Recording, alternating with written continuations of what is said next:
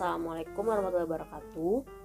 Nama saya Nilani dengan NIM 202142895. Dalam kesempatan ini saya akan menjelaskan tentang mata kuliah organisasi komputer di pertemuan 6 dan pertemuan ke-7.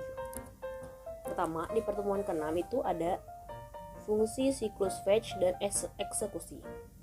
Sumbernya itu dari buku referensi William Stallings tahun 2019, Computer Organization and Architecture Designing for Performance 11th edition Pearson.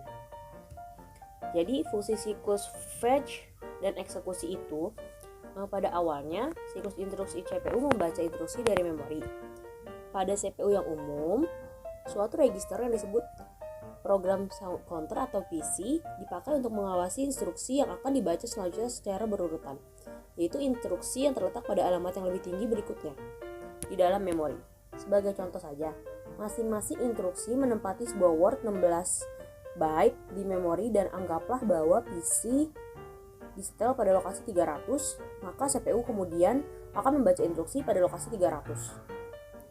Siklus instruksi selanjutnya, CPU akan membaca instruksi dari lokasi 301, 302, dan 303, dan seterusnya. Urutan dapat berubah apabila ada proses interrupt dari perangkat lain, yaitu I/O atau memori.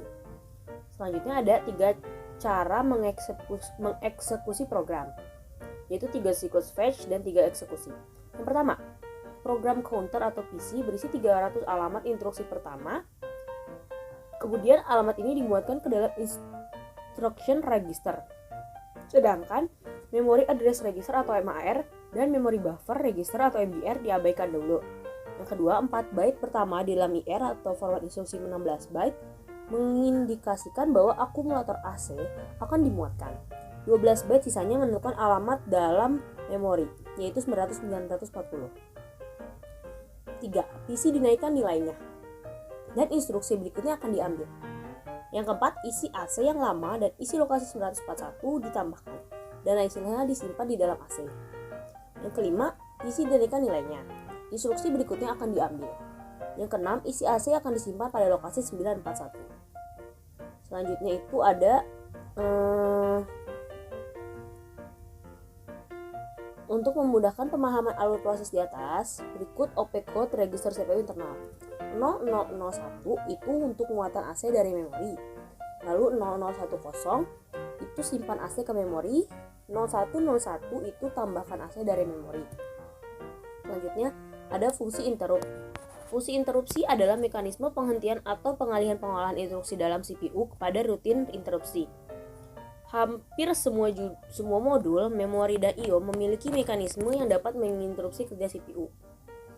Tujuan interupsi secara umum untuk manajemen pengeksekusian rutin instruksi agar efektif dan efisien antar CPU dan modul. Modul I/O maupun memori, setiap komponen komputer dapat menjalankan tugasnya secara bersamaan. Tetapi kendali terletak pada CPU, di samping itu kecepatan eksekusi masing-masing modul berbeda, sehingga dengan adanya fungsi interupsi ini dapat sebagai sinkronisasi kerja antar modul. Ya, menurut saya sekian ya untuk pertemuan 6. Akan saya lanjutkan di pertemuan 7.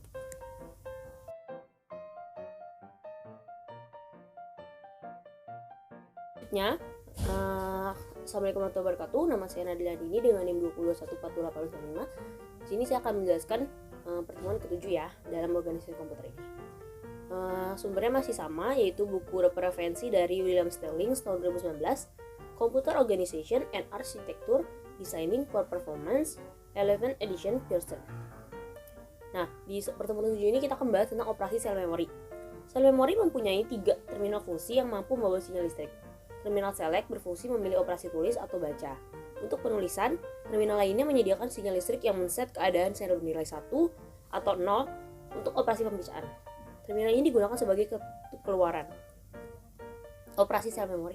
Sel memori mempunyai 3 terminal fungsi yang mampu membawa sinyal listrik. Terminal select berfungsi memilih operasi tulis atau baca. Untuk penulisan, terminal lainnya menyediakan sinyal listrik yang men-set keadaan sel bernilai 1 atau 0.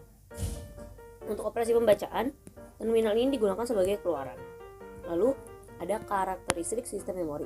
Sistem memori adalah komponen-komponen elektronik yang menyimpan perintah-perintah yang menunggu untuk dieksekusi oleh prosesor. Data yang diperlukan oleh instruksi atau perintah tersebut dan hasil-hasil dari data yang diproses atau informasi. Memori biasanya terdiri atau satu chip atau beberapa papan sirkuit lainnya dalam prosesor. Memori komputer bisa diibaratkan sebagai papan tulis, di mana setiap orang yang masuk ke dalam ruangan bisa membaca dan memanfaatkan data yang ada dengan tanpa merubah susunan tersaji. Data yang diproses oleh komputer sebenarnya masih tersimpan dalam memori. Dan dalam hal ini, komputer hanya membaca data dan kemudian memprosesnya. Satu kali data tersimpan di dalam memori komputer, maka data tersebut akan tetap tinggal di situ selamanya. Setiap kali memori penuh, maka data yang ada baru bisa dihapus bagian ataupun seluruhnya untuk diganti dengan data yang baru. Selanjutnya, ada 7 karakteristik sistem memori secara umum ya. Yang pertama itu lokasi, yang kedua kapasitas, ketiga satuan transfer, keempat metode akses, yang kelima kinerja, yang keenam tipe fisik, dan yang ketujuh adalah karakter fisik. Nah, selanjutnya lokasi memori berada pada 3 lokasi, yaitu pertama, memori lokal atau sering disebut dengan register. Built-in berada dalam CPU, diperlukan untuk semua kegiatan CPU.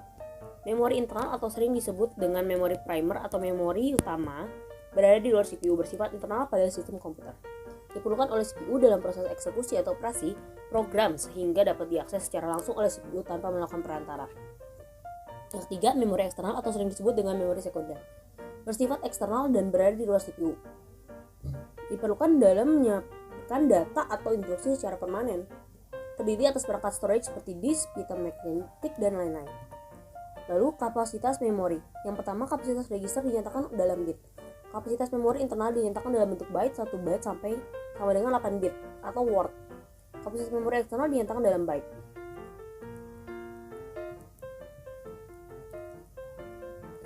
Lalu itu ada metode akses memori, itu ada 4 ya. Yang pertama sequential access, yang kedua direct access, yang ketiga random access, yang keempat associative access. Selanjutnya ada kerja memori, 3 buah parameter untuk kerja simultan, yaitu yang pertama access time, yang kedua cycle time, yang ketiga transfer rate. Lalu tipe fisik memori ada 2 ya, tipe fisik memori yaitu memori semikonduktor dan memori permukaan magnetik. Selanjutnya karakteristik fisik itu yang pertama volatil dan non volatil. Pada memori volatil informasi akan hilang bila listrik dimatikan. Dan pada memori non-volatil informasi akan tetap berada tanpa mengalami kerusakan sebelum dilakukan perubahan. Memori ini daya listrik tidak diperlukan. Kedua, erasable dan non-erasable.